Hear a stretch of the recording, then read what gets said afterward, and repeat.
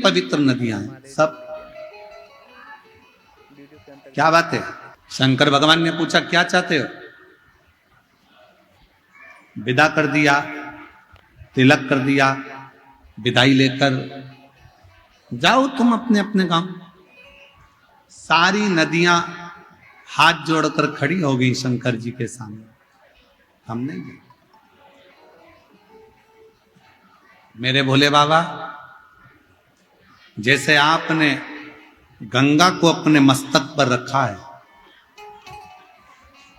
मेरे भोले बाबा जैसे आपने गंगा को मस्तक पर रखा, पार्वती को बाजू में रखा, अपने साथ में रखा, सारी पवित्र नदियां कर रही हैं हम नहीं जाना चाहते, हमको भी विदाई लेकर यहां से जाना नहीं है मेरे भोले बाबा, हमको भी आपके साथ रहना है।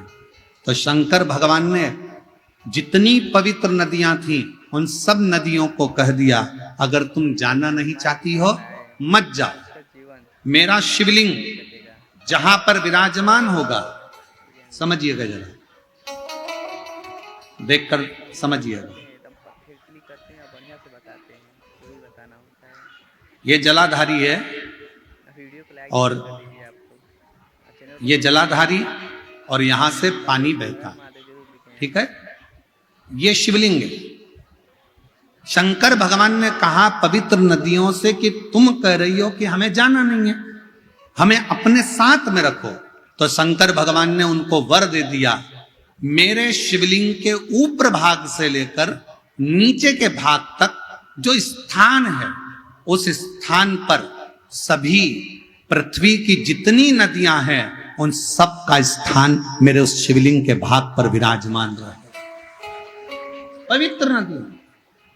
अब कई लोग कहते हैं गुरुजी शंकर जी पे जल चढ़ाकर पीने से बीमारियां चली जा रही है, शंकर जी पे जल चढ़ाकर आचमन करने से गठान गल जा रही है, ऐसा कैसे हो सकता है? उसका कारण केवल इतना है, जब हम शंकर भगवान पे जल चढ़ाते हैं, गंगा, यमुना, सरस्वती, कावेरी, नर्मदा, सब जल चढ़ाते से पूरी नदियों का जल उस जल में आ जाता है। पार्वती जी का हस्त कमल, जया, विषहरा, शामली, दौतली, सबका जल उसमें मिल जाता है। अशोक सुंदरी और गणेश कार्तिकेय का जल उसमें प्राप्त हो जाता है और जब हम जल का पान करते हैं तो हमारा रोग धीरे धीरे समाप्त हो जाता है।